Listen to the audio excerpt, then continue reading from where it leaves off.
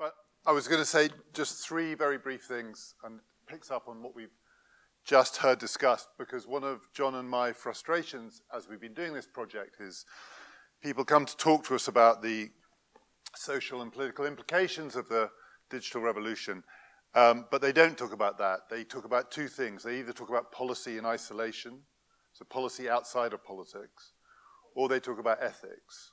Or if they think they're doing joined-up thinking, they talk about the ethical implications of their policies, or they talk about the policy implications of their ethical views. And the thing that's missing is politics. And politics is, among other things, about power.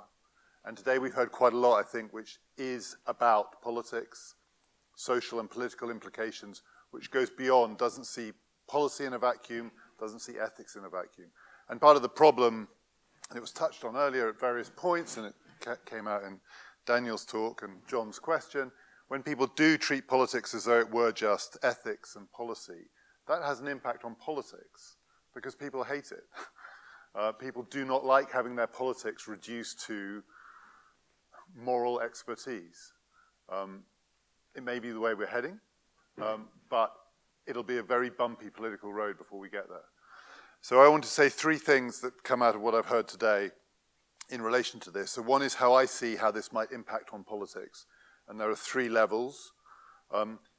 It can change, if you think of politics as a game, I know it's more than a game, but if you think of it as a game, it's going to change how people play the game. It could change the rules of the game, and it might actually change the game itself. You can change the rules but still be playing the same game, or it may be that we're going to actually be playing a completely different game. So I'll just illustrate that. So how people play the game, Willie touched on this. Social democratic parties are in trouble. Parties of Labour are in trouble under these conditions. The way the game is being played in Britain at the moment, there's a little dance going on in which George Osborne is trying to rebrand the Conservative Party as the party of work, not of Labour, but of work, because he claims that he is presiding over a government which is a job creation machine. Some of that comes out of some of the trends that Willie was talking about. There are lots of political responses to that, one of which is that the jobs that are being created are not the kinds of jobs that lots of people want. And it raises questions about the value of jobs and what we mean by jobs. But that all, I think, takes place and is currently taking place within what we recognize as politics as it's been practiced for a while. What it would be to change the rules of the game would be, we still, I think, live in a world where Osborne or Obama in the United States, I mean, a lot of Obama's claim to his legacy is that he has created 15 million jobs. And we're playing politics according to a set of rules which says that that must be a good thing. And the job-creating politician trumps the job-destroying politician.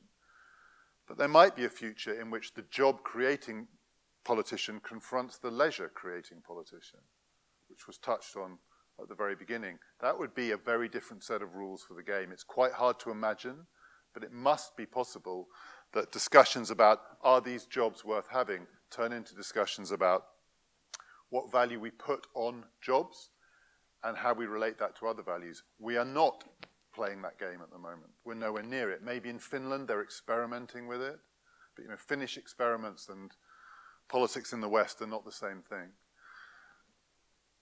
Or it could change the game itself. So again, Willie talked about Labour unions as their disappearance has fundamentally shifted politics and reduced the options available to us. But he touched on another institution which is under threat, which is the political party. If this technology starts to eat away at political parties so that they cease to be the defining institutions of modern politics, then it's a different game. There is no modern politics without political parties. Then if we're moving into the politics, say parties are replaced by coalitions of experts, it is a different business altogether. Which of these things is going to happen? It seems to me that all of these levels are going to interact with each other. There is no one level at which this is going to take place. They're going to interact with each other. And the two other things I wanted to say, just illustrations of some of the ways they might interact. So another thing, I'm focusing on what Willie said because it had, in some sense, the most politics in the way that I'm thinking about it, though, of course, we heard a lot about this in the last talk as well. Willie said that one of the features of the world that we're living in is that collectivism is in retreat, which is true. So one of the effects of this is what it's doing to collective institutions. And almost everything we heard about relates to forces that are eating away or undermining various forms of collectivism. Now, if the culmination of that process is that what's happening is going to be the triumph of individualism, that is going to have a fundamental effect on politics, and it's almost certainly not going to be good. Because if individuals confront individuals, then the powerful exploit the weak. We know that. That's a world we used to live in, and it could be a world that we're heading towards. But I think it's very unlikely that it's going to be a straightforward path from collectivism to individualism, because there are lots of variations on collectivism that are going to intrude.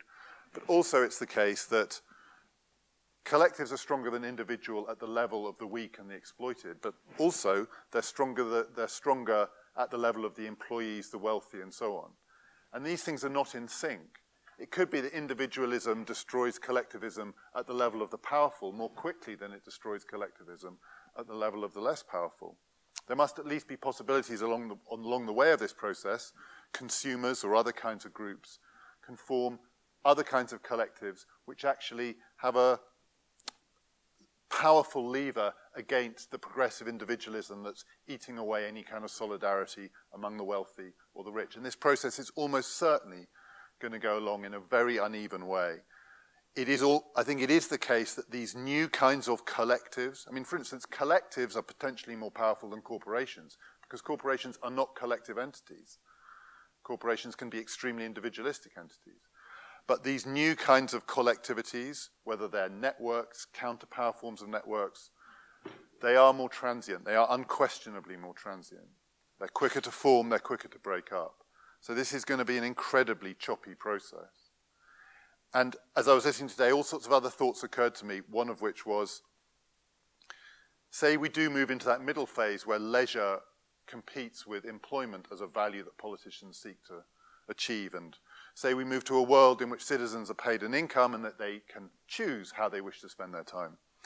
One question is how many of them are going to choose to spend their time on politics? And some of them will. That will be their leisure activity. Some people enjoy it. And that's going to create new kinds of divisions, cross-cutting divisions in all modern societies. Does politics then belong to the people who choose it as a leisure activity? And that could happen at all sorts of different levels. I mean, you see a bit of it now. I think the Corbyn phenomenon is partly an effect of this. There's probably a bigger division in contemporary Western societies between the active and the passive face of politics than there is between different political interests. I mean, the divide within the contemporary British Labour Party is bigger than the divide between certain wings of it and other parties, because it's the divide between people for whom politics is the whole of what they're interested in, and the people for whom politics is just a functional activity. That divide could get bigger and bigger, and that could potentially change the game. Because among other things, it could totally transform the nature of political parties. And then the last thing, because I know we are running out of time, then the last thing that I wanted to say was the other thing that hasn't been touched on here. So I think all of these kind of trends have been touched on, and they cut across the role of expertise, the roles of professions, because professions are collective entities par excellence, and it could be that individualism will destroy them, or it could be that we reconfigure new, much more transient kinds of professions. It could be that we move to the age of rule by experts. That has to be a possibility here. And those experts may end up being machines. I mean, all of these things, and then we are in a different game. I mean, that's the end of politics. So that's the end. The fourth possibility is the game ceases, and then we have to study something else if we're me. But the other thing that has not been mentioned is from kind of shifting how people configure politics to the rules of politics to the game itself. The thing that triggers these movements are shocks. Everything that's been described today has tended to be described in terms of trends, patterns. There will be disruption, and everyone talks the language of disruption, but what people in the tech business mean by disruption is I don't think the same as shocks or crises in politics, not least because disruption is a good term for them, and disruption in politics is usually not a good thing on that level. There will be shocks. And the shocks are going to cut across all of these things. So the reason the future is completely unknowable is that we don't know what the shocks are going to be. The Piketty story depends on war. So if you take war out of the equation, what are you left with?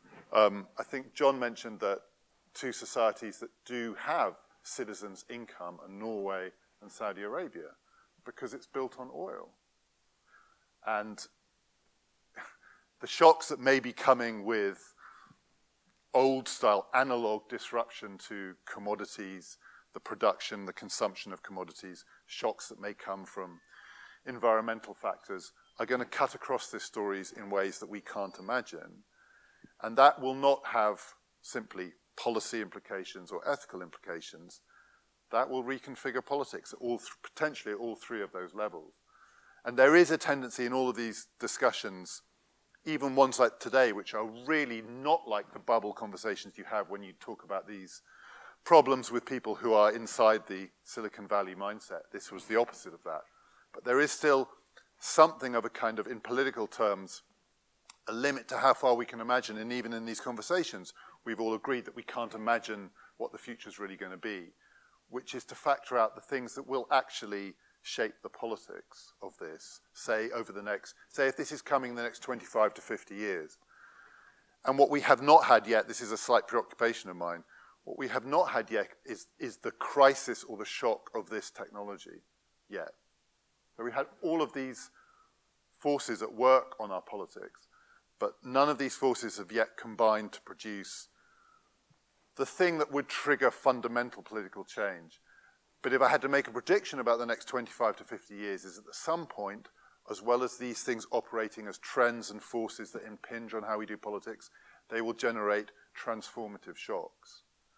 And when that happens, then we start the discussion again. That's it.